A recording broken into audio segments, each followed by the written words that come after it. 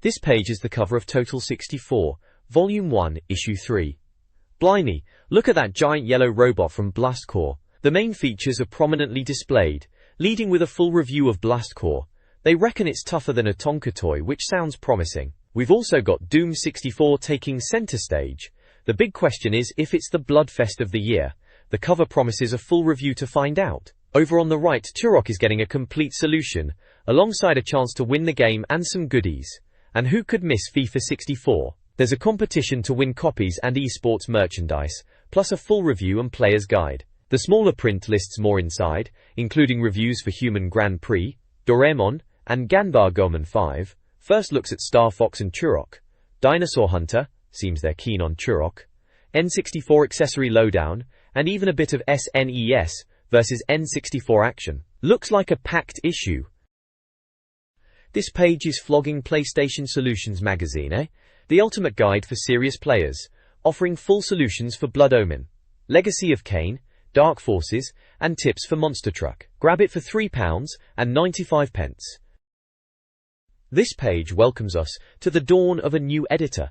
There's a jolly big picture of Mario looking rather pleased with himself, fitting for N64 magazine, alongside shots of the console and its fantastic controller. The editorial introduces Justin Calvert taking over the reins, promising much more fun with 64 bits. He talks about reviewing the complete version of Doom 64 about bloody time, Vinjor, and a complete guide for Turok, Dinosaur Hunter, because dinosaurs aren't as easy as the movies make them look. There are competitions galore mentioned, offering everything from Japanese games to bizarre keyring games. It sounds like this issue is packed, a proper look at the future of gaming. This page lays out the review section contents, dominated by a cracking big image of a rather large yellow robot chap looking ready for action. It's the review section, you see, promising a deep dive into some of the latest N64 releases. First up, making good on the editorial's promise, is Doom 64 on page 16. It's apparently the game everyone's nattering about, and they've certainly had their fill of it. Then, hitting page 22, we've got Blast Corps, described as perhaps less hyped than others, but apparently a genuine blast. Sounds like a hidden gem, that one. Jumping over to page 26, there's the Japanese import racer Human Grand Prix. Looks the part, all realistic, but the question remains, does it actually play well? Page 30 brings us FIFA 64, marking the hopeful start of a long line of esports games on the console. Time for some proper footy. And finally, on page 34, it's Doraemon. It's being compared directly to Mario 64, which is a bold claim. Can this feline hero really go toe-to with Nintendo's main man? The page features several screenshots giving a glimpse of each game. The next page gives us the full breakdown of what's inside this issue. Naturally, it's the contents page, loud and proud, with Fox McCloud looking spiffy and a rather terrifying Trex looming, which can only mean one thing. Turok. Down the left, under First Looks, we've got Star Fox 64 previewed on page 12, promising a more three-dimensional experience this time around.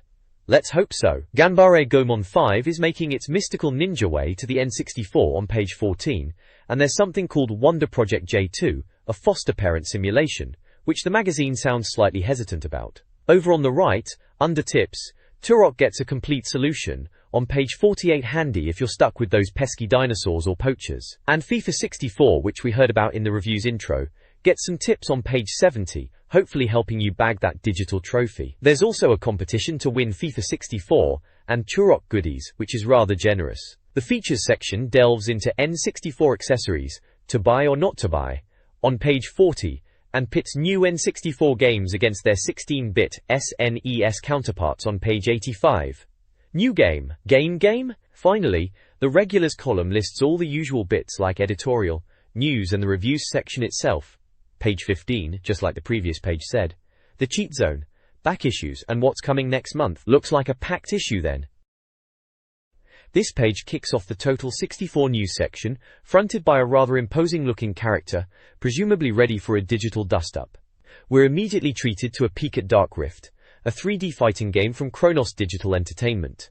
The screenshots look sharp, and apparently, these chaps previously worked on Batman Returns and Lawnmower Man, an interesting mix. The game promises a smooth 60 frames per second and 8 different fighters, so hopefully it can stand out from the crowd when it arrives later this year. Also making headlines is Nintendo partnering with Electronic Arts, admitting they need more third-party muscle. EA, the titans of sports simulations, Madden, FIFA, the lot, are testing the waters with FIFA 64, which is already out. Don't hold your breath for a ton more e-games just yet though. The page reckons spring '98 is the earliest we'll see more. You can spot some action from FIFA 64 in the screenshots. On the left there's a list detailing the expected UK release dates for various N64 games throughout 1997.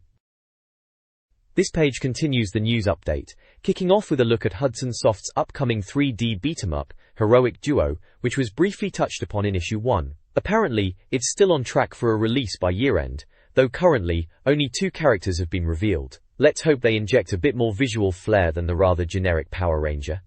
Look, these 2 are sporting by the time it's finished. We then dive into the Quake of 64. The N64 port of the PC Classic is reportedly shaping up nicely, despite the monumental task of getting it onto a cartridge. To fit it all in, they're planning to mix levels from the original game, the expansion pack, and even throw in a few brand new ones. The programmers are clearly working miracles with space-saving tech, aiming for a solid 30 frames per second, with neat touches like transparent water and realistic lighting. Finally, the rumor mill spins around Lara Croft, and the possibility of Tomb Raider hitting the N64. Eidos Interactive are playing coy, confirming they have 5 N64 titles in development, with 2 planned for 1998, but refusing to specifically mention their most successful game. Here's hoping the lady herself makes the leap to the N64. There's also a brief list of expected release dates for 1997 for those across the pond. This page kicks off with news of C&C 3D from Westwood Studios, the chaps behind the superb Command & Conquer series on PC. It sounds like they're bringing their real-time strategy prowess to the N64, putting you in charge of one of 2 warring factions. There are also lists detailing upcoming US and Japanese release dates, though honestly, trying to keep track of those can give you a headache. Next up, the iconic Bomberman is reaching the N64. The question is, will it feel like a proper 64 game, or just a tarted-up version of the SNES Classic? The devs reckon it'll be something special, expanding on the classic maze formula with environments that wouldn't look out of place in Mario 64. We'll bring you more when we get the chance to blow stuff up. Then we have F1 Pole Position, which is apparently the Western name for the Japanese Human Grand Prix reviewed elsewhere in the issue. Ubisoft are handling the conversion and promise more than just a name change, with significant improvements expected. Given the score the Japanese version got, let's hope these changes make it substantially better when it hits the UK. Finally, Gamatech, known for their SNES game show adaptations, are bringing Jeopardy and Wheel of Fortune to the N64. These fun-for-all-the-family titles are set for a TINUS release in December, and frankly, it's doubtful they'll ever see the light of day over here. Let's not get our hopes up. This page is a full-page shout-out for Ultraplay, flogging consoles, games and gear. They're even giving some away in a competition. Cracking! A keyring-sized mini-boy handheld with Tetris, Snake, and Battle Driver games is available for £710, potentially winnable in a competition. A sequel to Cruisin' USA, World Cruise, is previewed with promising, but unconfirmed, improvements. Winners of a previous issue's Nintendo 64 giveaway are announced. Duke Nukem 64, potentially with an adventure focus and no strippers, is slated for release by year's end, and the claims pipeline includes NFL Quarterback Club, Turok 2, a beat-em-up, a soccer manager, and a Wipeout-style racer. Finally, an apology is issued to Eidos Interactive for a previous printing error. This page is a full-page advert offering the Pocketbook of Nintendo 64 Hints and Tips Volume 1, featuring secrets and strategies for top games including Turok, Super Mario 64, and Wave Race, available for £9.99. This page kicks off with a big, first look, splash, featuring a smiling Mario head, letting you know you're about to get a sneak peek at something good. The Stop Press banner reinforces the urgency, hot news inbound. The focus is squarely on Star Fox 64, or Lylat Wars as it would be known here. Following up on a previous glimpse, the team has scored some shiny new screenshots direct from Nintendo, and they are pretty chuffed about them. We get a look at the R-Wing flying high, some fiery explosions that one reviewer reckons remind him of Nam, classic stuff, Falco's R-Wing in action, and even a shot of the gang Fox, Falco, Peppy and Slippy having a stroll. They admit they are self-indulgent types, and couldn't resist sharing these shots to drool over. The text notes the Japanese version is coming sooner than the UK release, but they're already planning a full feature once they can get their hands on the game properly. For now, these snippets are enough to get the excitement building. This page continues the Star Fox 64 first look, diving deeper into what makes this game tick. We get more glorious screenshots, showcasing the impressive graphics, from detailed landscapes to sleek spaceships, which they rightly point out really elevate the gameplay. There are glimpses of the intense combat, a rather menacing Japanese monster film-inspired bossbot, and even a shot highlighting cool explosions and rocket boosters adding to the excitement. The big talking point is the 4-play section, hyping up the 4-player mode as potentially the most exciting feature. This allows up to 4 mates to team up against enemies or, even better, blast each other to bits in dedicated battle arenas, which sounds absolutely brilliant. Below that, they introduce the playable crew. Fox McCloud is still the main man, but he's got company now. Falco is the team's Iceman, a bit of a hotshot. Peppy, apparently, is the one the evil rabbits would pick on, harsh, with a note about not trusting him, even on a seaside pedalo after seeing his aim. And then there's Slippy, the toad-like chap who tends to panic, making them question why he's even a pilot, suggesting you might want to pick anyone else in 4-player sessions. It's a great introduction to the gang and the multiplayer chaos that awaits. This page gives us a first look at a couple of intriguing Japanese titles heading our way. First up, it's Ganba Goemon 5, or Mystical Ninja as it's known to us lot. Apparently very little is known about this Konami RPG, except that it's set in mythical Japan and seems to be a bit of a mashup between Mario 64 and the Zelda series. Looks like it features the titular Goemon character running about in some rather colourful 3D environments, battling odd enemies. While previous Goemon games might not have set the sales charts alight, they were solid fun, and the N64 version is expected to keep that going. Still no release date though, typical. Cheshire. Below that, we delve into the bizarre world of Wonder Project J2. This one's all about adopting a robot girl named Josette and raising her into a human. Her ambition is to become human, and apparently finding a nice Japanese boyfriend is also part of the plan. The reviewer seems a bit dubious, noting her mood swings make you question why you'd bother, but the screenshots show some charming character art and scenes. Looks like you'll be guiding her, acting as a parental figure helping her achieve her goals. Good luck figuring out who she fancies. This page lays out Total 64's review philosophy, making it clear they're not afraid to speak their mind about the games they receive, unlike some other magazines. They even point to games like Shadows of the Empire as one they weren't afraid to criticize. The scoring system is broken down into tiers, from the top tier 91,100% games, which are the absolute cream of the crop, through to the 020% category you should hopefully never encounter, which they suggest would raise questions about Nintendo's quality control if ever released. The mid-range scores cover everything from great games you must own, 8,190%, titles that might divide opinion but are still solid, 7,180%, to those best avoided or tried before you buy, 6,170%, and 4,160%. They explain that scores are based on the main reviewer's opinion, backed up by a second opinion, acknowledging that tastes can differ. The page wraps up by introducing the review team in the Picks of the Bunch section, where each member highlights their personal favorite games and their least favorites, just to show off a bit and demonstrate that even within the team, opinions vary wildly on what constitutes a great or terrible game. This page dives straight into a review of the legendary Doom 64.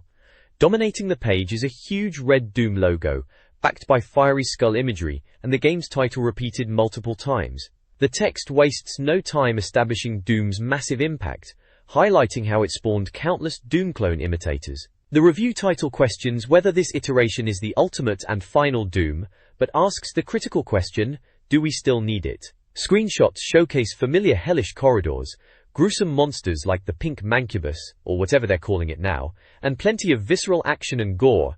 As one sidebar cheerfully points out, red is the color, lots of lovely blood to spill. Other boxes mention classic Doom loops like hitting switches and chainsawing enemies, noting that the environments, while familiar with barrels and pillars, are now rendered in smoother 3D. The reviewer seems to be acknowledging the series' legacy, while preparing to dissect this new N64 version.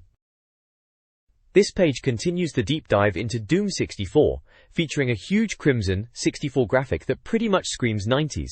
The review delves into the gameplay itself, with multiple screenshots showing off the hellish environments and some rather unpleasant demon chaps getting a good pasting. The captions add a touch of cheeky commentary, noting things like blasting monster geezers, the therapeutic benefits of wasting zombies, they apparently love it, and the power of a good chainsaw against the jaws of death. There's even a jab about not seeing obvious pixels, which was a big deal back when 64 graphics were meant to be the bee's knees.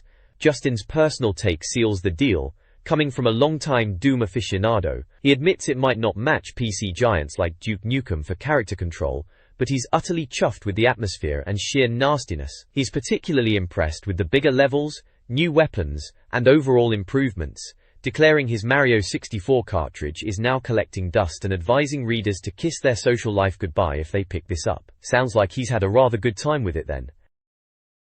This page continues the Doom 64 review, headlined by the rather menacing "Bad Guys" text, letting you know exactly who you'll be dealing with. The article dives into the enemies, confirming they're not only more detailed than before but also apparently a good deal smarter.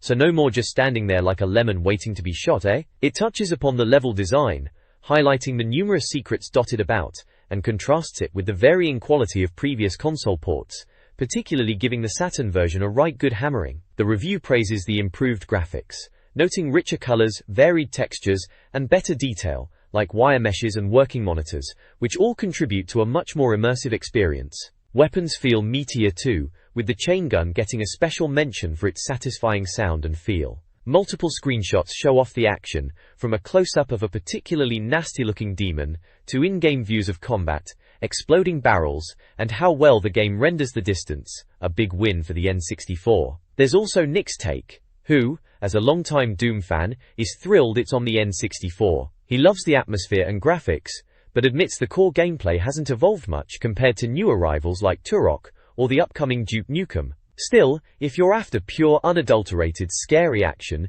he reckons it still can't be beaten. This page continues the deep dive into Doom 64. The review acknowledges that while it's arguably the best iteration of Doom released so far, packed with secrets and familiar staples, it hasn't exactly pushed the envelope in terms of core gameplay mechanics. The reviewer points out the rather glaring omission of a jump function, lamenting how annoying it is to be held back by waist-high platforms. Apparently falling is fine, but vertical movement is just too exotic. They also touch upon the controls feeling a bit heavy, making quick reactions to threats from behind a bit of a struggle, which means you're often left lumbering about while taking a beating. Scattered throughout the page are screenshots showing various nasty foes and classic Doom environments, from health bonuses to ominous green doors. No prizes for guessing what's behind those. The captions add a touch of classic Doom wisdom, like the necessity of bonuses, and the simple truth that shooting everything is usually the best plan. Ultimately, the reviewer suggests the game might warrant different scores depending on your perspective, as it's a solid shooter but lacks the innovation of newer titles on the N64. Total 64, Volume 1. Issue 3. 19. This Doom 64 review details the game's weaponry, including the powerful chain gun, chainsaw, and double-barrel shotgun. The reviewer praises the satisfying use of the chainsaw, but notes the visuals and core gameplay feel dated compared to newer titles like Duke Nukem. Despite this, the unique puzzle and map design, along with the classic Doom feel, are highlighted. The review emphasizes the game's enduring legacy and familiar gameplay, reminding players of keycard collection and avoiding shotgun mishaps.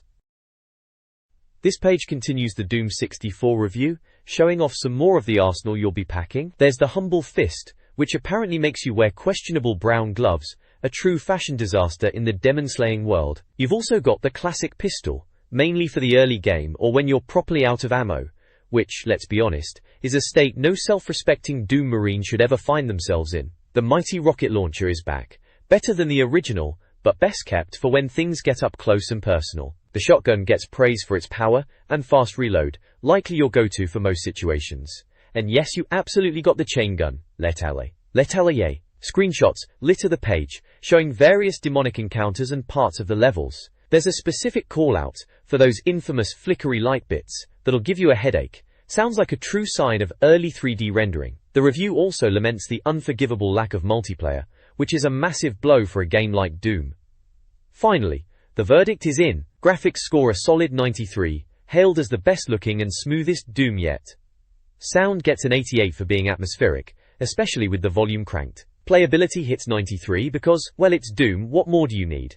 All this culminates in a cracking overall score of 92. Seems like Doom 64 mostly delivers, despite a few missed opportunities and eye-straining visuals. This page introduces Blast Corps, the debut title from Rare, the developers behind Donkey Kong Country, on the N64. If the idea of smashing up buildings brings a smile to your face, then this game is apparently right up your alley. The reviewer gets rather nostalgic, comparing the destructive gameplay to childhood fun with toy trucks. Blast Corps is hailed for its originality, and described as one of the most playable games seen on the N64 at the time. The premise is suitably dramatic. A nuclear missile transport is out of control, and you, as the elite Blast Corps, must demolish anything in its path to prevent global disaster. Screenshots show various vehicles and a rather imposing, shiny robot getting stuck into the demolition work, making short work of structures like someone's bungalow. It sounds like pure, chaotic, satisfying destruction is the order of the day. This page continues the deep dive into Blast Corps, and blimey, that Corps title certainly dominates the page. It's all about clearing the way for that pesky nuclear missile transport by utterly flattening anything in its path. We see screenshots showing the destructive capabilities of the various vehicles, including what appears to be a rather powerful truck, and some explosions that are apparently caused by bad plumbing according to one caption. There's also a shot of that little green man who, believe it or not, is you, ready to hop between vehicles. The review text explains that while the early levels are straightforward demolition fun, things quickly ramp up. You'll need to use different vehicles and actually engage your brain to solve puzzles within a strict time limit. They even mention a scenario where you have to use a train, a bulldozer, and a crane to clear a path, proving it's not just about mindless smashing. The reviewer reckons it's one of the most challenging and inventive games since Lemmings. Justin's comment backs this up, admitting initial skepticism but being won over by the game's mix of action, puzzle solving, and explosions. He even favorably compares it to Pilot Wings, but with more oomph. Seems this debut title from Rare is more than just a destructive romp. It requires a bit of tactical thinking too. Blast Corps, Rare's new game, is praised for its visually stunning destruction, original gameplay, and diverse vehicle roster. Reviewers are impressed by the game's spectacular explosions and 3D engine, highlighting a satisfying gameplay loop that goes beyond simple destruction. Achieving gold medals unlocks new levels and secrets, including unique game modes and humanitarian missions to rescue scientists. The variety of vehicles, from bulldozers to robots, each with distinct controls and maneuvers, add to the puzzle-solving aspects of the gameplay. The reviewer declares it Game of the Month.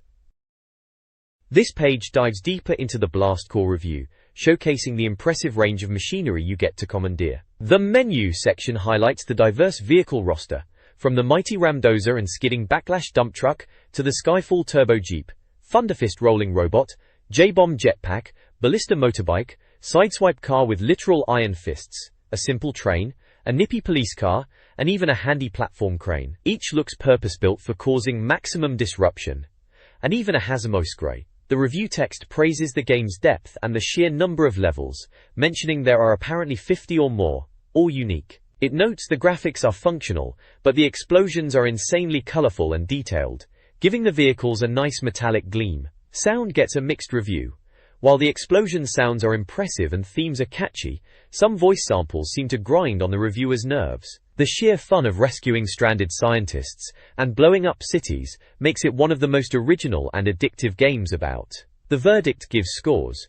Graphics a decent 78, sound a less impressive 70, but playability rockets up to a superb 92, declaring it impossible to put down. Overall, Blast Corps earns a cracking score of 89. Blimey, sounds like proper demolition fun.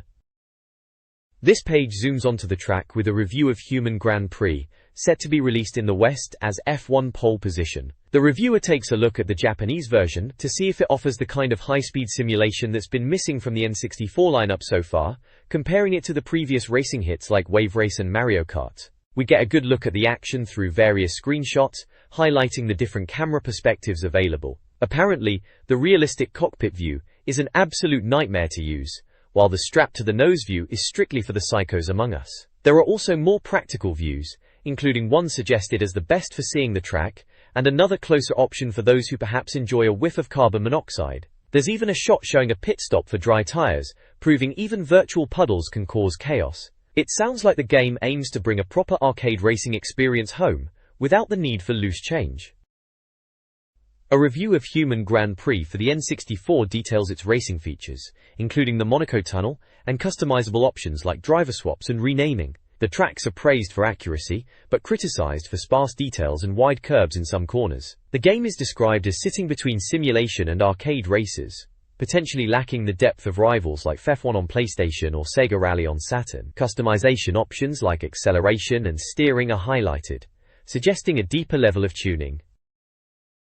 The next page continues the review of Human Grand Prix, starting with Miles' comment, which is rather scathing, calling the pop-up awful and realism non-existent, particularly highlighting the ridiculous right-angle corners that no sane track designer would include. He finds some in-game ads amusing, but concludes the game is bad and not worth his time compared to a real F1 car. The main text points out the pit lanes are absurdly wide, like the M5 motorway apparently, and notes that crashing just involves bouncing off things. While the engine and pit sounds are decent, the commentary is called out as something that shouldn't even be there. It's compared unfavorably to Formula 1 on the PlayStation, lacking depth and realism, suffering from pop-up, and generally looking less refined, though it suggests fans of F1's arcade mode might enjoy it. A clear breakdown lists the things we like, as the good arcade feel, changeable weather, comprehensive options, and plenty of camera angles. The things we hate are the awful commentary, sparks every time you change gear, bizarre, the ever-present pop-up, seemingly straight corners, confusing contradiction to Miles' point, and oddly specific, the picture of Mr. Villeneuve with lots of hair. The screenshots show various track views, pit lane action, the pop-up effect, and even one showcasing the sparks and banners referencing obscure Arnie films and Shell, alongside a picture of Jacques Villeneuve looking particularly coiffed. This review clearly has mixed feelings, leaning heavily towards the negative. This page continues the review for Human Grand Prix, leading with a cracking headline about strange pop-up buildings reported in Monaco, which tells you all you need to know about the graphics woes right off the bat. You can see plenty of screenshots showing the racing action from different angles, including a close-up of the cockpit view and the pit lane. There's commentary on managing your car's status, like fuel and tires in the pits, and observations about the gameplay itself, noting the rather limited and occasionally ILL-timed nature of the in-game commentators' phrases, though some are quoted for amusement. Despite the visual glitches and commentary issues, the review concludes that the game is a well-put-together piece of software, leaning heavily towards arcade fun rather than strict realism. It's highlighted as a triumph of playability over realism, suitable for arcade racing fans. The final scores reflect this mixed view, with graphics getting an 84, apparently great apart from the pop-up and dodgy corners, go figure, sound a 76, missing those classic Murray ISMS, playability an 83, and an overall score of 80. The verdict box gives the basic details. It's Human Grand Prix, an arcade racer from Human Entertainment, only for one player in its Japanese version at the time. Looks like Justin gave it a solid thumbs up for arcade enthusiasts, provided you can stomach the popping polygons.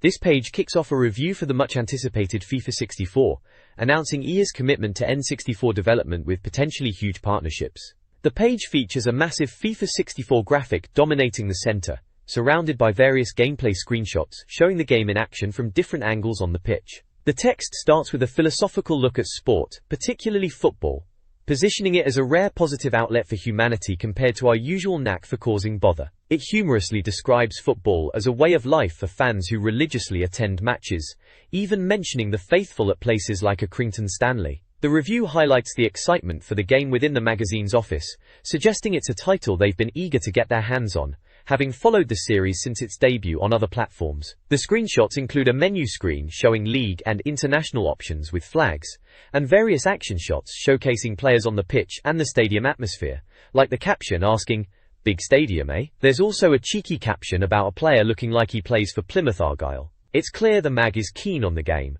leaning into the passion surrounding football itself.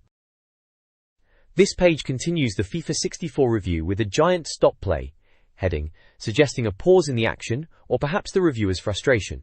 We get more screenshots, including a menu showing Italian league teams like Juventus and Inter Milan, plus various action shots from the pitch. The review delves into the game's realism, or rather, the perceived lack thereof, humorously suggesting you invite your granddad to shout in your ear for a more authentic experience. There's a nod to the screenshots being exciting, even if the captions are apparently shoddy. Justin Dimmer weighs in with his thoughts, admitting he's never been a huge FIFA fan despite owning them. He finds FIFA 64 a bit basic, looking nice but lacking real depth or speed, hilariously comparing it to his primary school team's performance in the rain. He's waiting for ISS 64 and boldly claims Bolton Wanderers are the greatest team on the planet. The text also covers the series' history since 1993 across different platforms like SNES and Mega Drive, noting the expected modes like leagues and tournaments are present. A slight disappointment is the absence of all 4 English football divisions.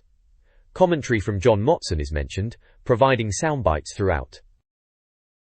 The next page continues the FIFA 64 review, diving deeper into the game's presentation and gameplay feel. Nick weighs in with his thoughts, expressing extreme disappointment, stating the series has gone steadily downhill and hit rock bottom. He finds the game rushed, graphics jerky, gameplay tired, and control practically non-existent due to delay, going so far as to call it almost unplayable. His stark advice? Wait for ISS 64 from Konami, and don't buy this. We also hear about the commentary team, featuring the likes of Des Lynam introducing the game, John Motson handling the main commentary, and Sky's Andy Gray offering observations. While the commentary adds to the atmosphere, it doesn't quite save the game. Camera angles are discussed, with the ball cam being described as spectacular but useless for actual play, and the old isometric view making a return, though questioned for its point. Graphically, it seems things have been spruced up from 32-bit versions, with players looking chunkier and stadiums excellent, enhancing the atmosphere. The bottom of the page features more screenshots with typically cryptic captions, like a game of 2 halves, and who ate all the acid? This page continues the FIFA 64 review, giving us a different perspective after Nick's harsh verdict on the last page. Here, the reviewer Miles finds the sound decent, praising the commentators and crowd noise, though wishing for a bit more colourful language from the fans. Because what's footy without a good shout, eh? However, the review isn't all praise. The core game engine is deemed a tad basic, with spectacular moves often performed by the computer rather than you. There's a gripe about too many stunning 30-yard screamers, taking the shine off things, yearning for more scrappy goalmouth action. Gameplay is flawed, apparently favouring fancy tricks and back heels over simple, effective passing, and it's compared unfavourably to J-League Perfect Striker, which is seen as having more depth and bravado. Despite these criticisms, the reviewer labels it undoubtedly the best FIFA incarnation yet, and says if you're a fan of the series, you should grab it. The graphics for the stadiums are called nice, though the players less so. The verdict boxes give it a 78 for graphics, a respectable 86 for sound, considering the cartridge limitations, 70 for playability, and an overall score of 76. Plenty of screenshots show the different views, with captions ranging from helpful, like spot the ball, to frankly baffling. This page brings us a review of the Doraemon game, front and center, with a giant picture of the big blue fella himself, and several in-game screenshots. The writer jumps straight into it, admitting it's near impossible not to compare this to Mario 64, which is obviously going to win the platforming crown. However, if you can peel your brain away from Nintendo's Superstar, there might just be a quirky little platformer lurking in there. The game itself is a 3D adventure, where you guide Doraemon and some friends through worlds that sound suspiciously like Mario 64 levels, volcanoes, ice, the lot. Apparently, each playable character has different moves. The general vibe seems to be a bit of disappointment that developers are still pushing out what feels like 16-bit platforming dressed up in 3D, rather than pushing the N64 hardware. Justin's comment backs this up, saying while it has some original ideas, they're lost in the shadow of its obvious inspiration. So, if you've rinsed Mario 64 dry and need a fix, this might keep you busy for a bit, but don't expect the Robocat to fill those famous shoes. This page is dedicated to the review of Doraemon, front and center with a rather large image of the blue robotic cat himself, surrounded by various in-game screenshots showing off the environments and characters. The review wastes no time, confirming the unavoidable comparison to Mario 64, which is clearly the benchmark here. We learn about Doraemon's pals and their distinct abilities, Giant's sonic voice, Shizuka's impressive vertical leap, Nobita's sharpshooting, and Sunio's pugilistic prowess. Doraemon, naturally, relies on his famous gadgets, though the writer suggests this could have made for a better game if handled properly. Apparently, you'll face off against bizarre foes like skeleton pirates and a grumpy Father Christmas, which sounds utterly mental. Visually, the game is deemed cartoonish and a bit rough around the edges, feeling more like a 16-bit effort dressed up in 3D, though the lighting gets a pass. However, the music is absolutely hammered, described as dire Japanese pump that's guaranteed to annoy. The verdict gives graphics an 81, noting the similarity to Mario, but calling it less polished. Sound is hammered with a 52. Playability gets a 70. Alongside the cutting remark that if Mario 64 didn't exist, you'd likely think this was fine. Overall, Doraemon lands a 69. The reviewer seems generally unimpressed, feeling the platform genre is getting a bit stale, and that this game, despite some decent ideas, feels like a cash-in that fails to push the hardware or innovate.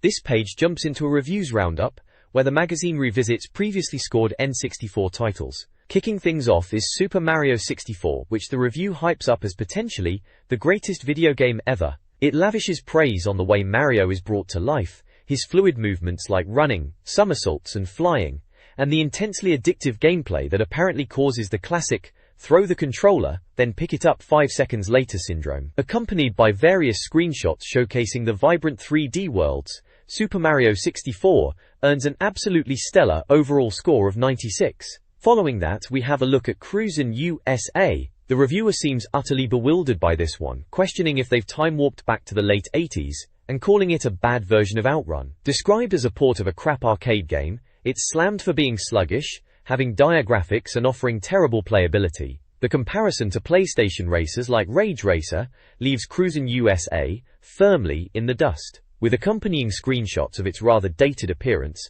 this racing game comes in with a thoroughly disappointing overall score of 59. This page continues the reviews roundup, kicking off with Star Wars: Shadows of the Empire. The reviewer seems less than thrilled, describing it as a bit of a disappointment and a second-rate game despite the promising concept. While some levels are highlighted as great, graphically it seems they felt it wasn't anything special, lacking texture mapping and generally looking a bit shoddy compared to what they'd hoped for. They question the N64's future based on this sort of release, giving it an overall score of 61. Next up is Killer Instinct Gold, a beat-em-up. The review notes it's fast-paced and furious initially, feeling like a free-for-all button masher. However, they find it lacks the subtlety and instinctive feel of games like Tekken, and the animation can be jerky, slowing down especially during long combos. It gets a decent overall score of 69.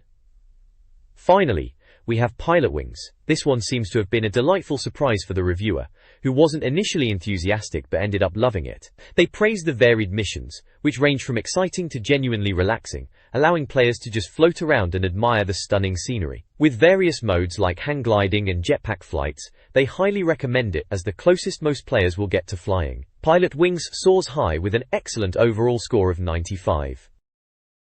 This page jumps into a fresh batch of reviews, starting with Mortal Kombat Trilogy. The reviewer questions why this fighting game is on the N64 when it seems identical to other versions, suggesting it's not the exciting showcase you'd expect for the console, and advising players wait for a proper 3D fighter instead. It gets a respectable 78, perhaps for nostalgia points. Next is G-League Perfect Striker, a football sim praised for its humorous player animations and solid gameplay, especially in multiplayer. It's seen as a worthy addition to the sports lineup, scoring a cracking 93. St. Andrews Old Course Golf is up third, and it sounds like a bit of a dud. The review laments the simple, repetitive gameplay, based around hitting a power bar, and notes the graphics don't show off the N64's power, looking nothing like the real course. It's basically advised to go play actual golf instead, earning a rather low 58. Power.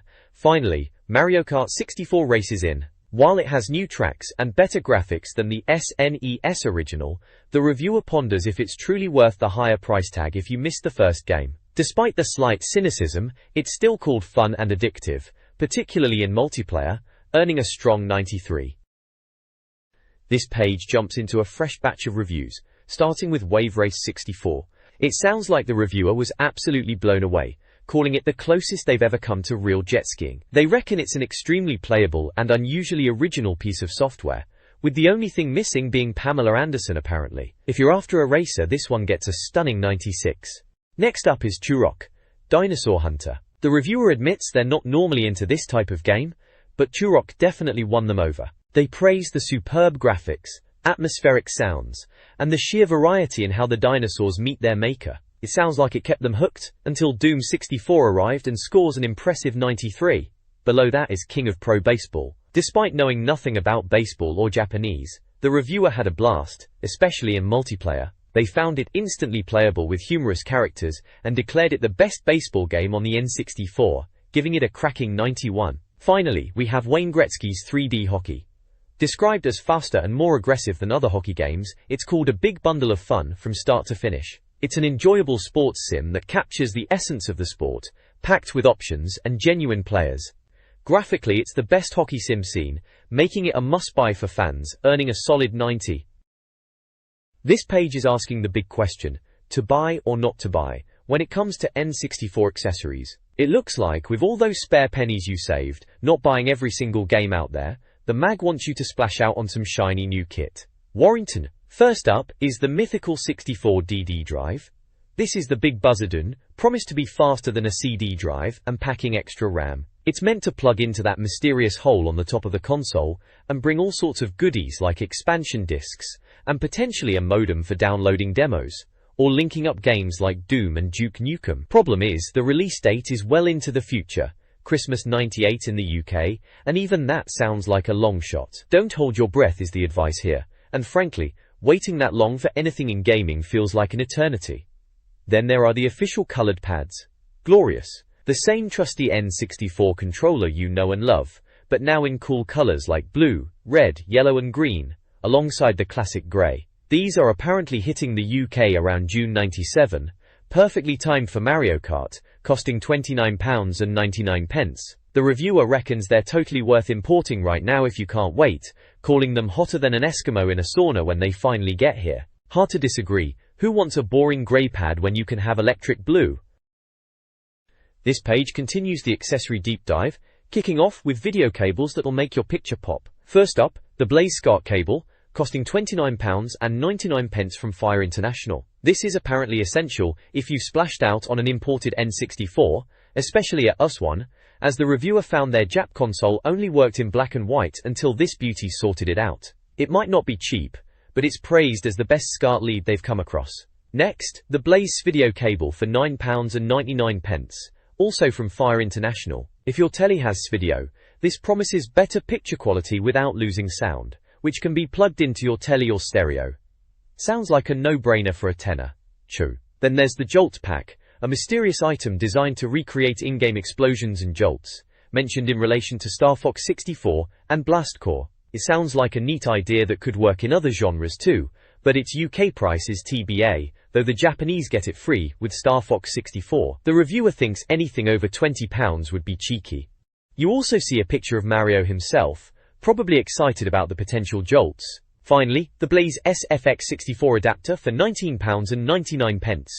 This lets you play US games on a Japanese console or vice versa. It won't help with import games on a UK machine, but for anyone with a different region console wanting to play titles like American RPGs, it saves you filing down your cartridges. The review covers several N64 accessories.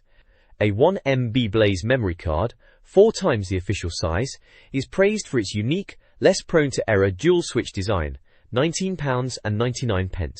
The Blaze Stereo AV cable, £7.99, offers stereo sound, but the reviewer finds the picture quality improvement negligible compared to S-Video. The Shark Stick, £39.99, a large arcade-style controller, is deemed an acquired taste, with poor analog controls and a problematic directional pad. Finally, the Datal Game Killer, £34.99, provides cheats and cartridge adapters for various games and is deemed worthwhile.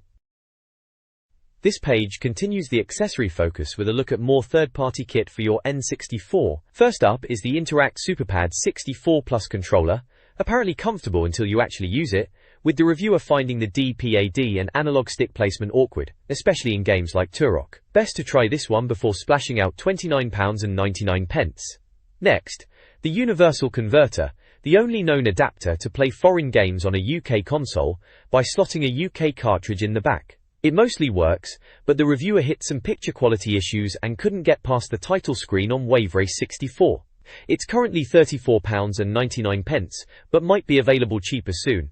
Rounding things off are 2 Datal memory cards.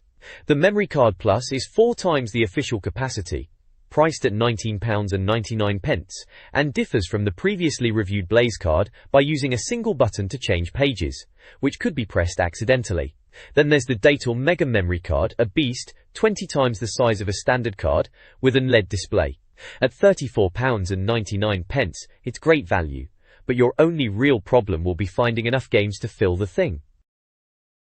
This page moves on to more kit, starting with the Blaze extender cable. Handy if your sofa is miles from the TV, this adds a couple of meters to your controller lead, perfect for stretching out or, apparently, playing from the loo according to the reviewer's mate. Only costs £8.99.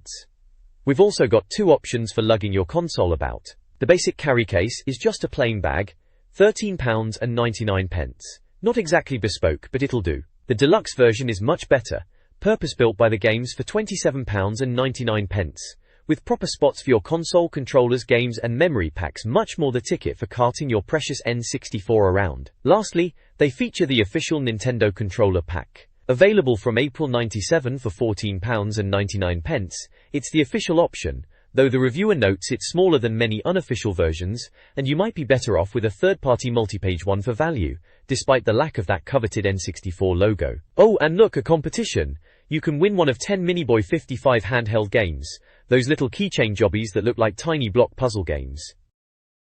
This page kicks off with an advert for Madeira Games, flogging imported us N64 consoles, and a decent list of titles like Mario Kart, Wave Race, GoldenEye, and Doom 64. They've got accessories too, and promise next day delivery, handy if you're desperate for those shiny US carts. Then, moving down, we have the details for that Miniboy 55 competition mentioned last page. They're giving away 10 of these cracking little keychain handhelds, each apparently crammed with 55 games and difficulty settings. To win, you just need to answer which of the options listed Tetris, Snake, Wave Race or Galaxia is not a Miniboy title. Get your answers in by May 30, 1997. The Firing Line, a magazine letters section sponsored by Blaze, features reader feedback on Wave Race 64. Peter Canu inquires about the UK release date, which is vaguely placed between late April and Christmas. B2. Fletcher praises the Wave Race 64 tip section, but seeks help with a specific level. C. Platt expresses frustration with the limited UK N64 game availability, listing desired titles like Doom 64 and Wave Race. The magazine acknowledges the issue as a vicious circle and encourages reader input for a future feature. The Firing Line Letters 64 features reader mail.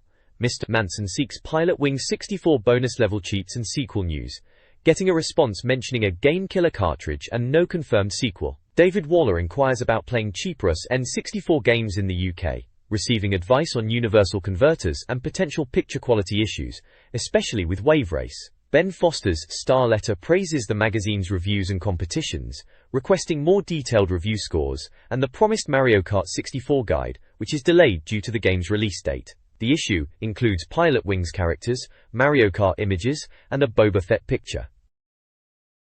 This page jumps straight into Turok, Dinosaur Hunter, presented as a tip zone.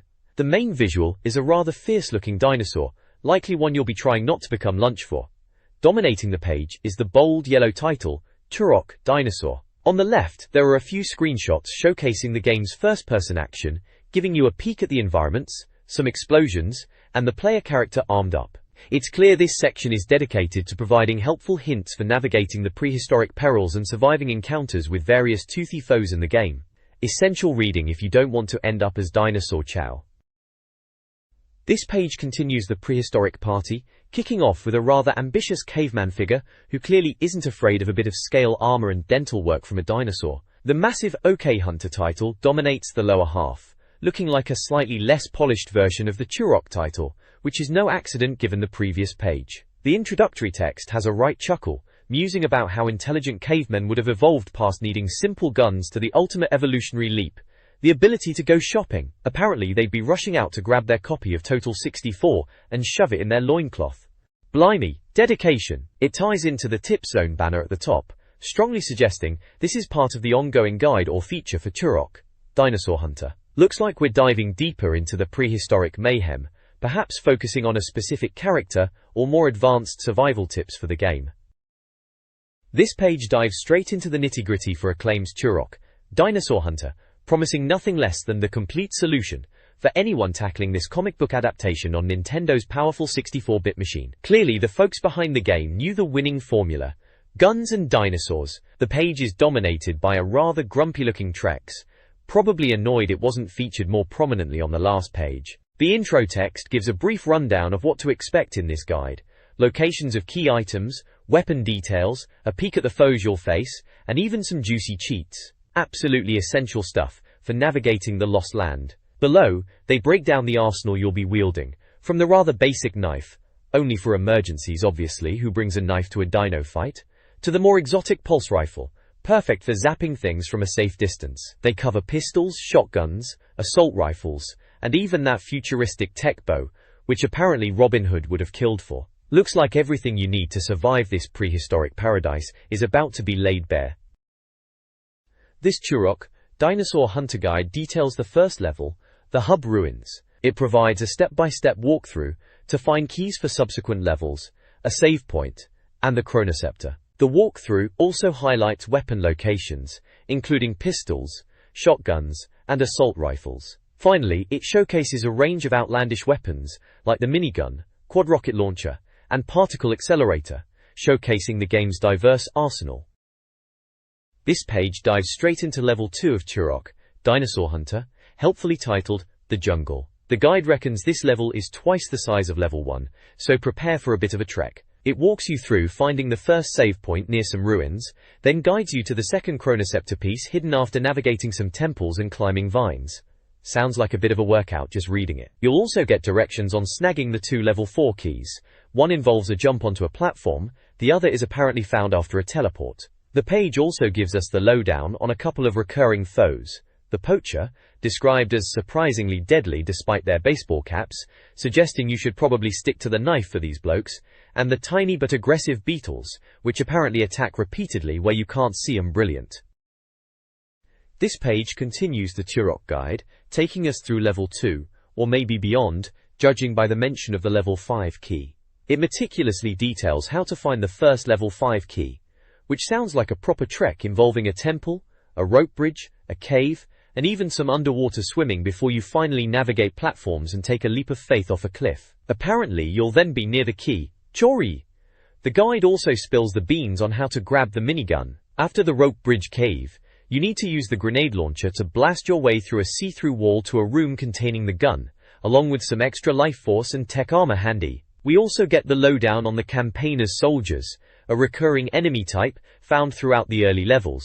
There are 2 kinds, those without shirts wielding shields and clubs, and the armored blokes carrying spears. While they apparently drop quite easily, the guide warns to watch out as some carry grenades. They conveniently leave behind health, ammo clips, shells and grenades when they're taken care of. Finally, there's a quick and fun comparison box, asking if Turok's encounter with the Treks is harder than Lara Croft's.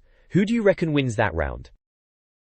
This page moves us right into Level 3 of the Turok guide, helpfully labeled The Ancient City. Apparently you finally escaped the jungle and landed yourself in a mysterious ancient city, complete with pyramids. The guide kicks off by detailing the location of the first save point. Sounds like a bit of a swim is involved to get there. Then it dives straight into snagging the second Level 5 key, which is back near the first save point area, and involves navigating passages, stairs, a switch, and a teleporter. The second key is straight ahead after exiting the teleporter. Getting the third Level 4 key requires using another teleporter in the save point room, which pops you out on a giant egg something. The screenshots show a variety of weapons, some classic first-person views of exploring the stone corridors and outdoor areas of the city, and a close-up of a rather miffed-looking Triceratops head. There's also a section on armored cars, which are enemies that fire missiles. The advice is pretty simple.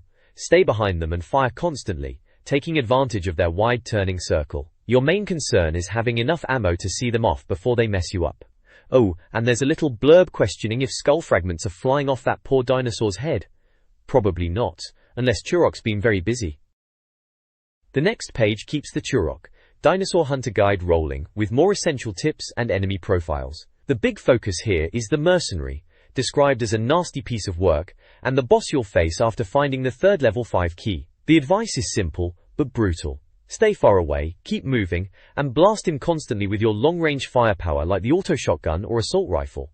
Because apparently, his kicks are deadly. The page also helpfully points you towards the second save point and a Chronoceptor piece along the way, through platforms, pyramids, and portals. We also get the lowdown on ancient warriors, found in levels 36, who look like they're ready for a Halloween party in their skeleton costumes. Best take them out quickly, especially if they've got a blowgun, as one hit hurts. The shotgun is your friend here for a speedy dispatch. Screenshots show the boss arena, the save point, a rather imposing pyramid, and a classic action shot of Turok taking on a mounted dinosaur rider. Because why just kill the beast when you can take out its passenger too? Different strokes for different folks, eh? Turok, Dinosaur Hunters Level 4, The Ruins, features a challenging path involving navigating ruins, defeating enemies, and solving puzzles. Players must cross a bridge, defeat a high priest, and find a switch to access a new path leading to a pyramid save point. The Level 6 key is located within a secret passage. A grenade launcher is hidden in a cave system accessible from the start. Finally, players face the giant dragonfly, a difficult foe best confronted head-on with a knife. The level showcases a combination of platforming, combat, and environmental puzzles. This page continues the Turok, Dinosaur Hunter Solution Guide, giving players the lowdown on snagging some vital gear and collectibles. The big image shows Turok himself, looking rather intense with his bow drawn, ready to dish out some prehistoric justice. The guide handily maps out how to grab the grenade launcher after a bit of tricky platforming, and then delves into finding specific items scattered across the game world. You'll learn the path to the second Level 6 key, requiring you to dispatch some nasty high priests. It also details how to locate Chronoceptor Piece 4, which involves navigating a maze of teleporters and switches, leading to a watery reveal. Not stopping there, it tells you where to find the first Level 8 key via a pillar puzzle and a maze, and even points the way to the minigun after dealing with another high priest. Clearly, Turok's got his hands full collecting bits and bobs. Several screenshots pepper the page, showing off the game's environments and action, including some rather messy encounters and underwater sections. It seems Turok's a dab hand at just about anything, even swimming. This page dives headfirst into the catacombs, Level 5 of Turok, Dinosaur Hunter, continuing the quest for all those vital collectibles. The guide here walks you through snagging Chronoceptor Piece 5, which involves following a specific path, dealing with a high priest, and navigating murky water and tight passages. Sounds like a lovely holiday, doesn't it? You'll also be pointed towards the first save point, crucial for not losing your progress after all that effort. The main thrust of the level seems to be hitting switches to make pillars rise, opening up new areas to explore, and inevitably shoot everything in sight. There's a nice spotlight on the demon priest enemy, found in levels 57. Apparently, they're like high priests but pack a punch with red cloud attacks and can teleport about the place, being proper nuisances. Best to deal with them swiftly, as they kindly leave health power-ups. The page is dotted with screenshots showing the rather gloomy level architecture, and some rather aggressive encounters, including a close-up on a demon priest and a fierce-looking dinosaur. The little hint boxes offer sage advice like aiming for the head and expressing disdain for enemies using torches. Clearly some things just aren't cricket in the world of dinosaur hunting.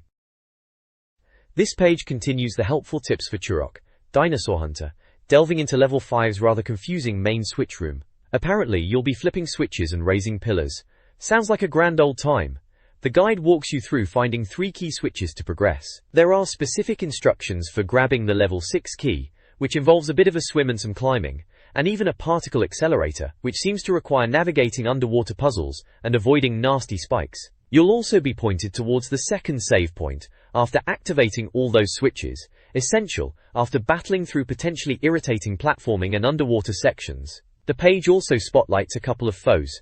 The High Priest is found in levels 46, described as warriors with nasty fireballs. The pro tip here is to hit them while they're powering up, ideally with explosive shells or grenades. Then there's the Mantis, the end-of-level boss, which sounds like a delightful creature that spits venom. For this giant insect, the guide recommends the auto shotgun, with explosive shells, and advises keeping it in front of you, by constantly spinning simple, effective, and probably makes you dizzy. Visuals include screenshots, showing the level environment, with pillars rising, a high priest looking menacing with a trident, and some action shots of Turok getting stuck in. There's also some cool artwork for the Mantis boss.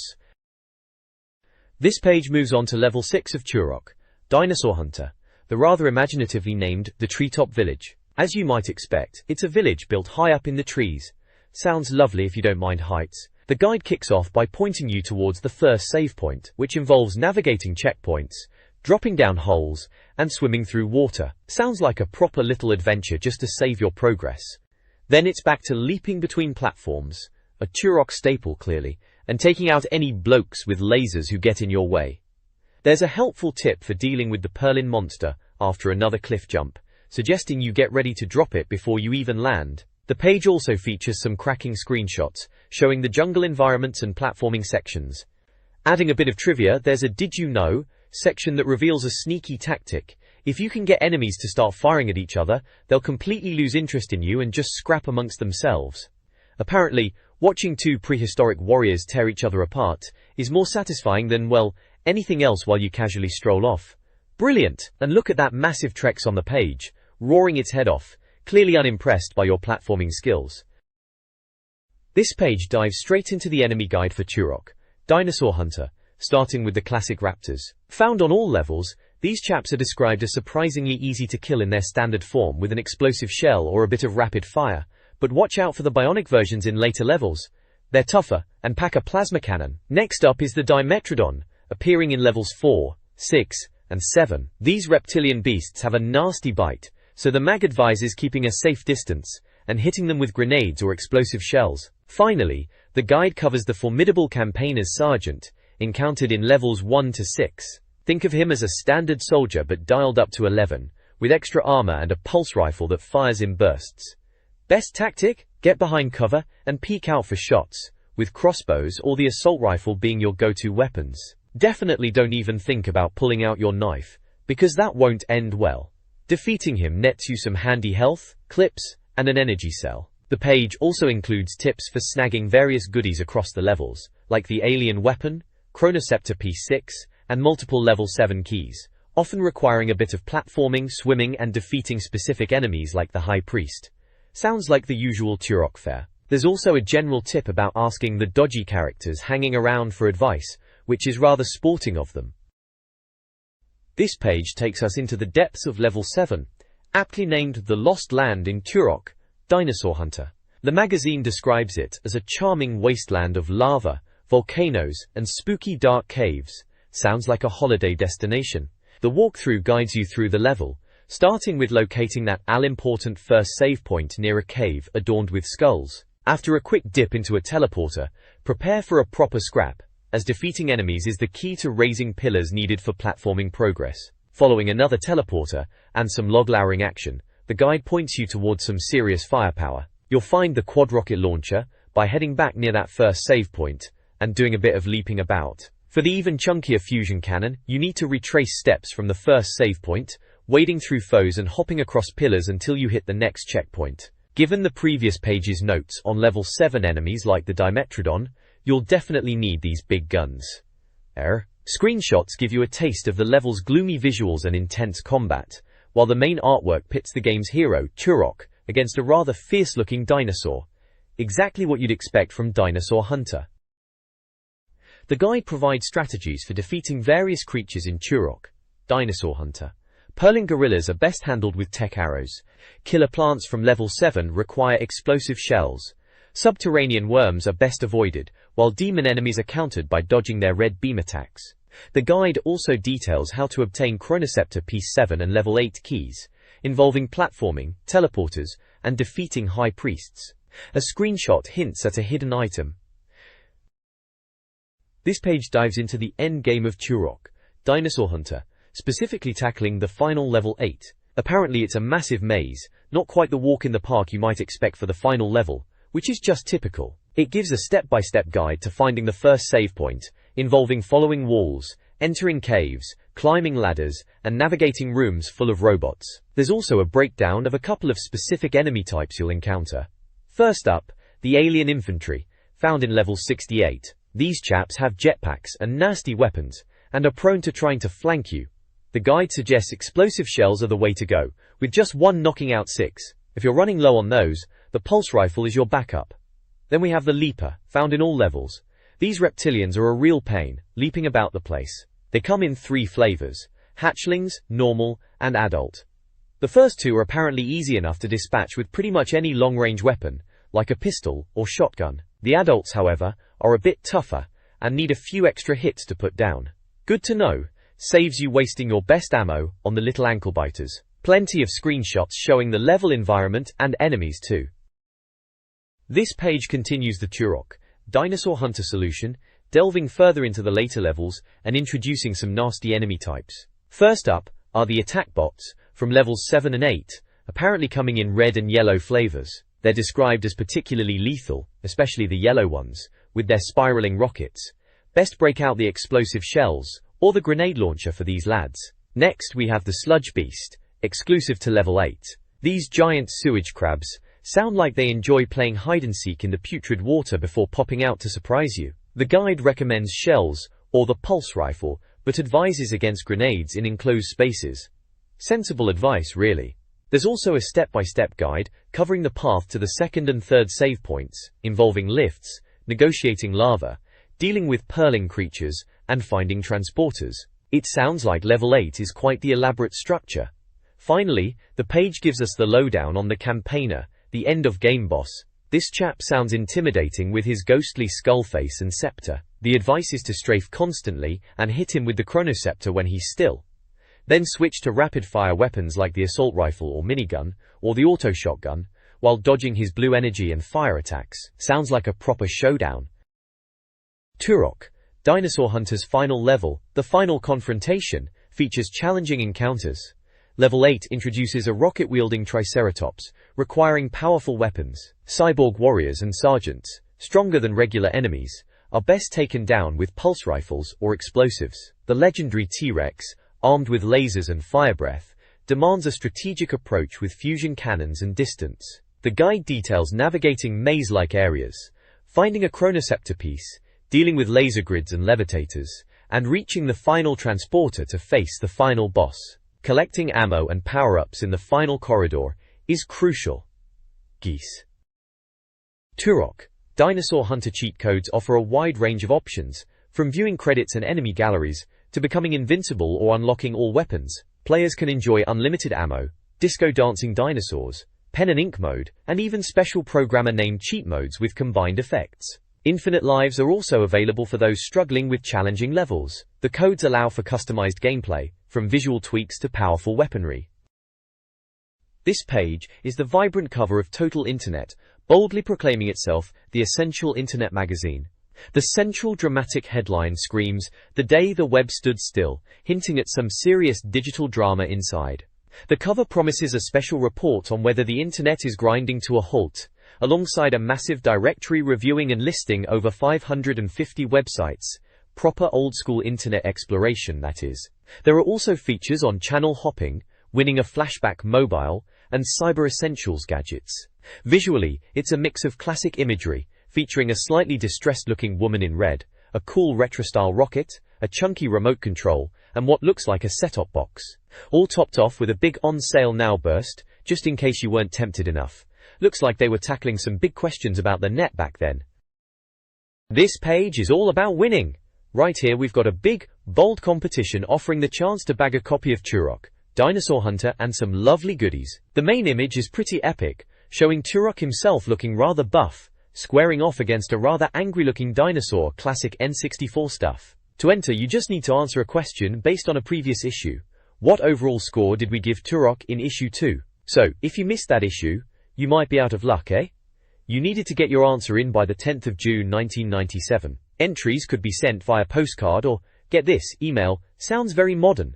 The rules mention it's by post, sealed envelope or email, and staff are barred naturally. Looks like a decent prize for anyone wanting to jump into the world of prehistoric monster hunting.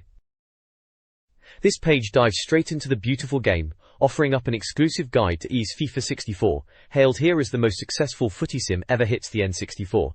Blimey, high praise indeed.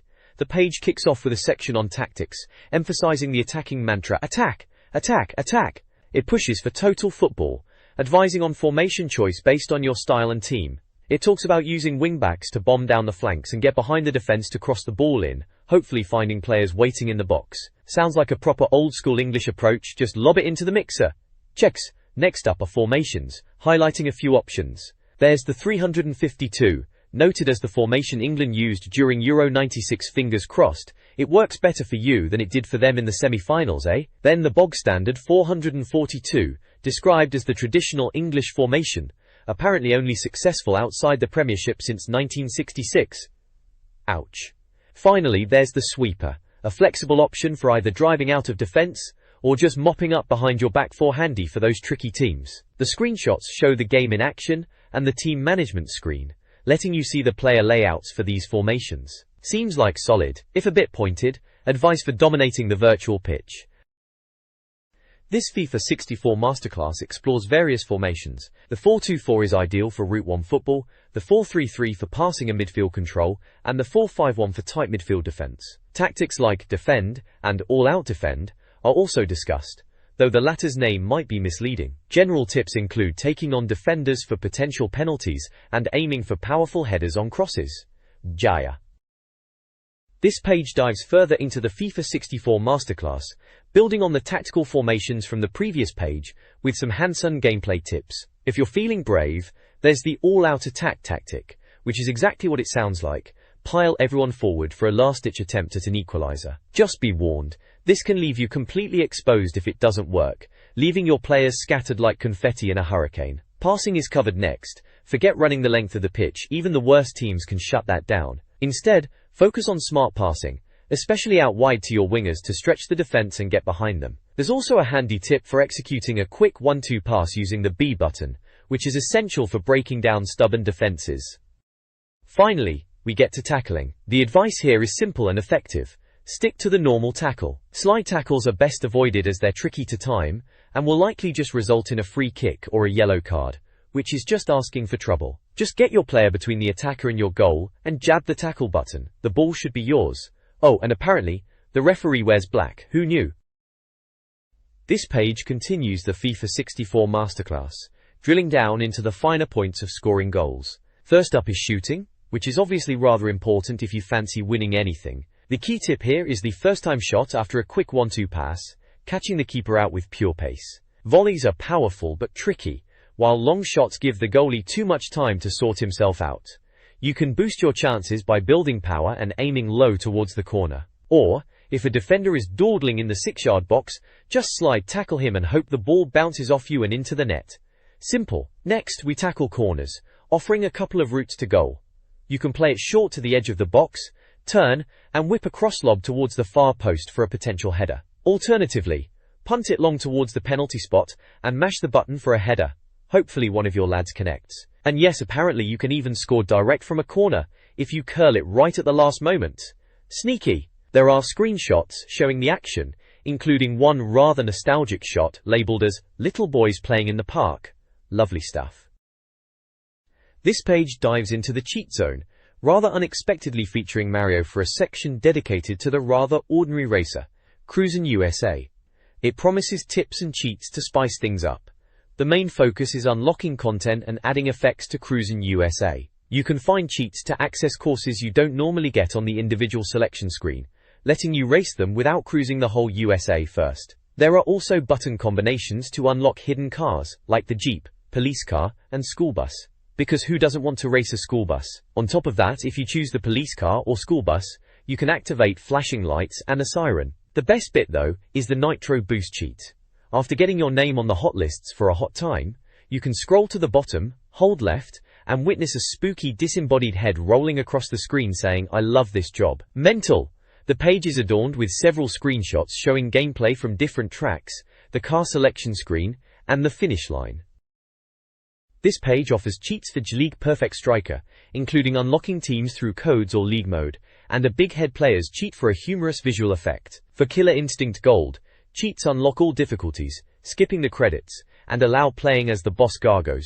A cheat also unlocks the Sky Stage. Screenshots of gameplay and characters are included. Paris.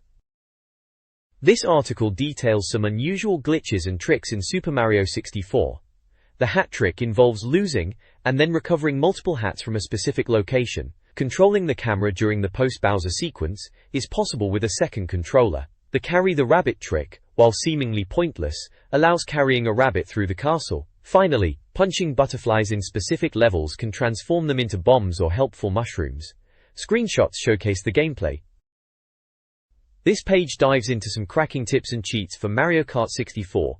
Not that the game needs much improving, obviously. First up, you can race against the ghosts of the development team themselves in time trial mode on specific tracks. If you beat the listed times on Luigi Raceway, Mario Raceway and Royal Raceway, their ghosts are saved to your cartridge. Nifty! Then there's the boost trick, a proper essential for getting ahead. While holding the R button to slide through a corner, wiggle the joystick back and forth. You'll know you've nailed it when the smoke from your kart changes from white to yellow and then red. Let go of RAW when it's red for a sweet speed boost. Dead. And for a real challenge, you can unlock mirrored tracks. Bag yourself first place in every single cup in the 150cc class.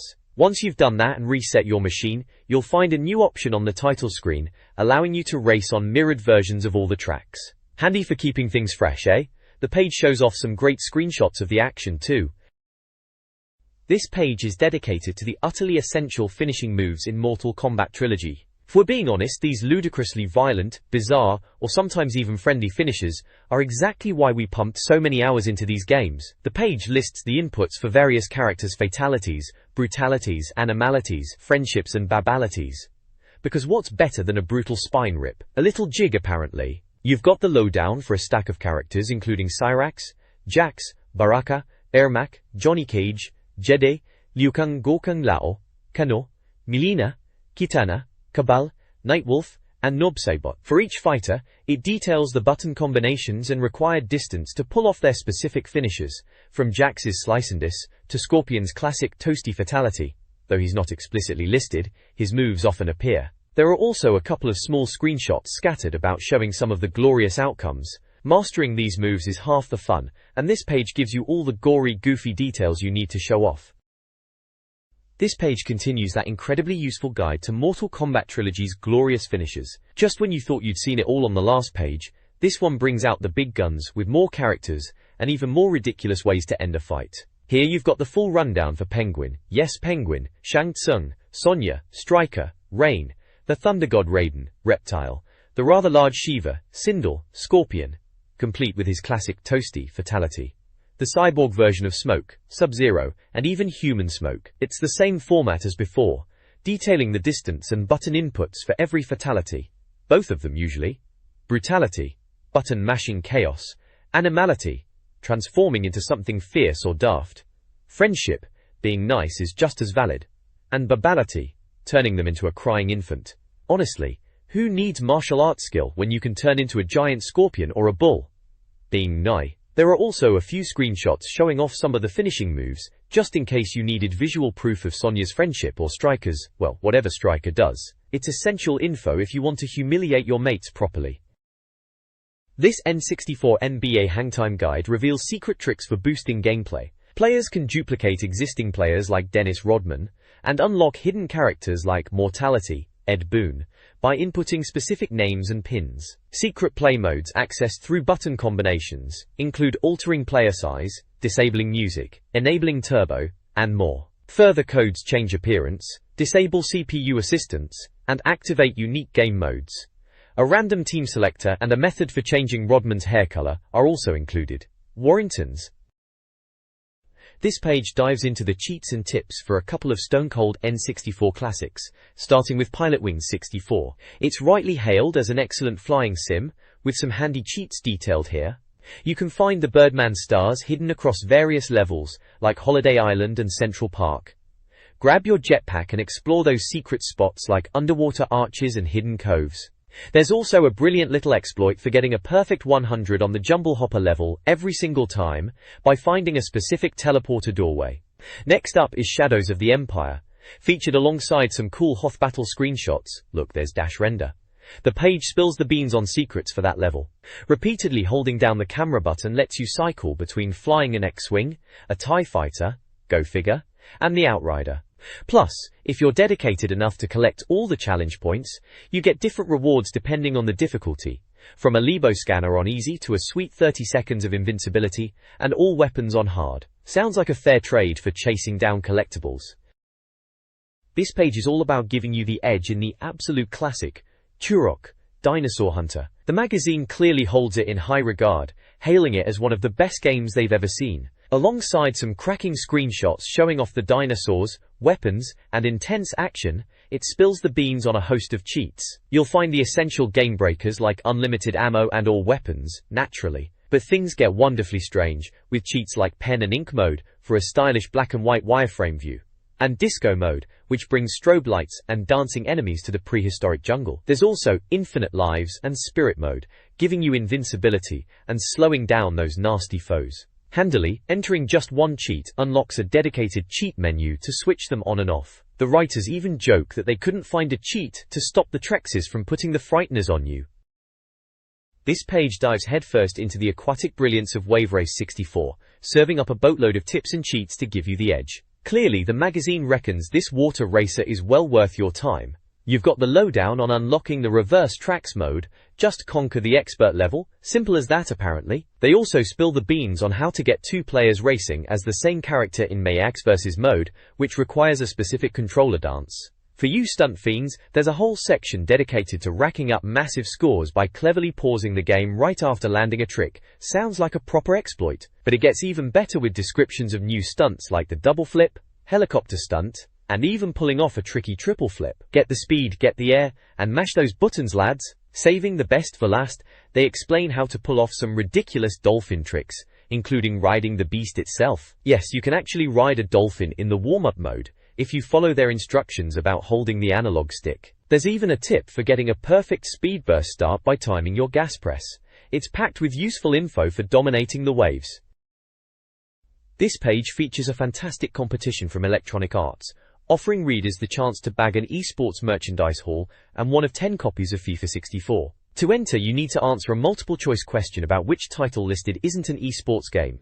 Seems like a bit of a no-brainer if you know your stuff. Plus, there's a tiebreaker, asking for your creative ideas on what FIFA could stand for, limited to a snappy 64 words. Get your entries in on a postcard, envelope, or even an old football shirt by the closing date of June 10, 1997. Good luck, you'll need it for that tiebreaker. This page kicks off a feature titled New Name, focusing on Nintendo 64 game conversions. It tackles the common criticism that the N64 currently lacks original titles, suggesting many games on sale bear a strong resemblance to older 16-bit SNES titles. The text points out that while these might seem like simple graphical updates now, the original SNES versions were often groundbreaking in their day. We see a lovely lady here holding the N64 console and its distinctive controller, perhaps pondering the originality of the current lineup. It's clearly setting the stage to delve deeper into this topic. Looks like Total 64 Volume 1, Issue 3, page 85. This page continues the feature exploring Nintendo 64 conversions, with a rather striking image of someone rocking a blonde wig and holding an SNES console and controller. The bold title asks, "Same game?" Picking up from the previous page, the text reminisces about classic SNES games like Starwing and Mario Kart, highlighting how impactful and time-consuming they were back in the day. Hello, absent afternoons from college. It raises the question again, if the N64 is such a powerful machine capable of entirely new experiences, why are we seeing so many familiar names? The article suggests this could be Nintendo banking on established SNES brands to appeal to previous console owners. But it also points out that people are just as eager for original N64 titles. The main point here is that they are going to examine 5 classic SNES games that are being converted for the N64 to see if they offer genuine development improvements or are simply the same old games with a fresh coat of paint. Get ready to see if these N64 versions are more than just a graphical facelift. A review page focuses on comparing the upcoming Star Fox 64 for N64 to the original Starwing on SNES. The page highlights impressive character art of Fox McCloud and showcases the visual upgrade from the retro SNES graphics to the more realistic N64 visuals. The review anticipates improved mission structures and features a highly anticipated 4-player split-screen multiplayer mode. Rumored ground missions in tanks also add to the excitement. The verdict suggests the updated N64 version will be a hit, retaining the core game while benefiting from the graphical advancements. This page continues the theme of looking at Nintendo 64 conversions, this time focusing on the absolute classic, Super Mario Kart. You've got screenshots showing off the original SNES version with its floating road and characters, highlighting the crazy gameplay and winning concepts. Below that we see the upcoming Mario Kart 64 for the N64, featuring glorious 3D tracks like a snow course, a beach level, and even a motorway complete with traffic. The text points out that the SNES original is still one of the most addictive multiplayer games ever, and gives props to the genius who put the Mario gang in go-karts. It hails the graphics and action of the SNES version as superb, especially highlighting the essential second-player experience. Moving on to the N64 version, it initially might seem similar, but the reviewer assures you that after a few hours, you'll fully appreciate the massive improvements. The tracks are much bigger and less two-dimensional, ranging from familiar themes to exciting new ones. The verdict is clear. If you loved the original, you'll absolutely adore this N64 version, as it adds even more to the formula. And if you're new to Mario Kart, well, you're in for an even bigger treat when it drops in June. Looks like another must-buy conversion then. This page shifts focus from racing karts to soaring through the skies, featuring the N64 conversion of Pilotwings 64.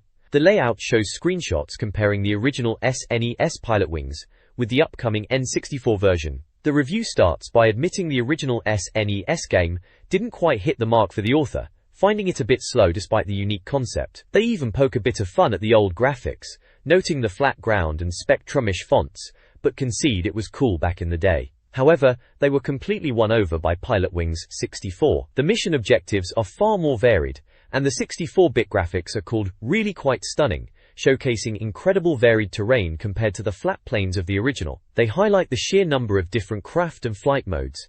The Birdman bonus levels are mentioned as great fun for exploration, even without specific missions. The verdict calls it a vast improvement, and says it sits proudly next to Mario 64 in their collection, recommending it as the perfect game to show off to mates. Basically, if you haven't seen this game, you should definitely give it a go. The page also features character models from the game at the bottom.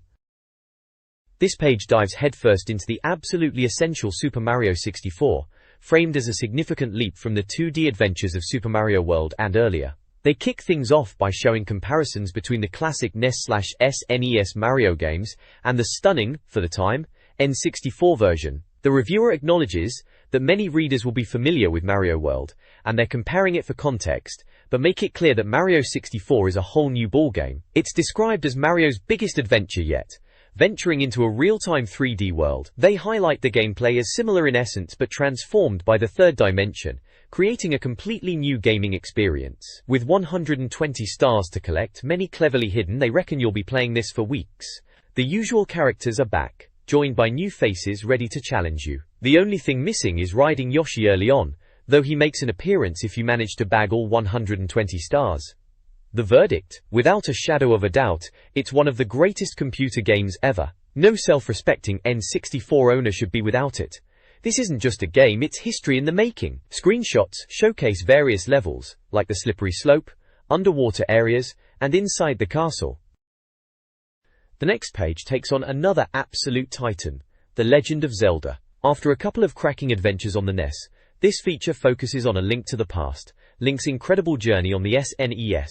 They rightly hail it as the biggest Zelda game at the time and a massive step up graphically from the 8-bit era. The core mission, as always, involves rescuing Princess Zelda from peril in the land of Hyrule, a place apparently teeming with inhabitants eager to help. The game is lauded for its cryptic clues, puzzles, and boss battles hidden deep within castles. They also mention the clever inclusion of the parallel dark world, adding even more depth and scale to the adventure. Then, attention shifts to the highly anticipated Zelda 64. At the time, details seem sparse, with the reviewer noting nobody's actually played it yet, and even the format, cartridge, disc, or both, is uncertain. However, they're confident Nintendo won't mess up one of their most important characters. The overall verdict section isn't just about Zelda. It's a general defense of the N64 itself. They argue it's far more than just an upgraded SNES, calling it the best console out there for anyone who's actually played it. Despite acknowledging a game shortage and some rushed, generic titles, they are adamant that the quality of the core Nintendo classics like Mario 64 and the promise of titles like Zelda 64 justify the console's existence. Long live the Nintendo 64!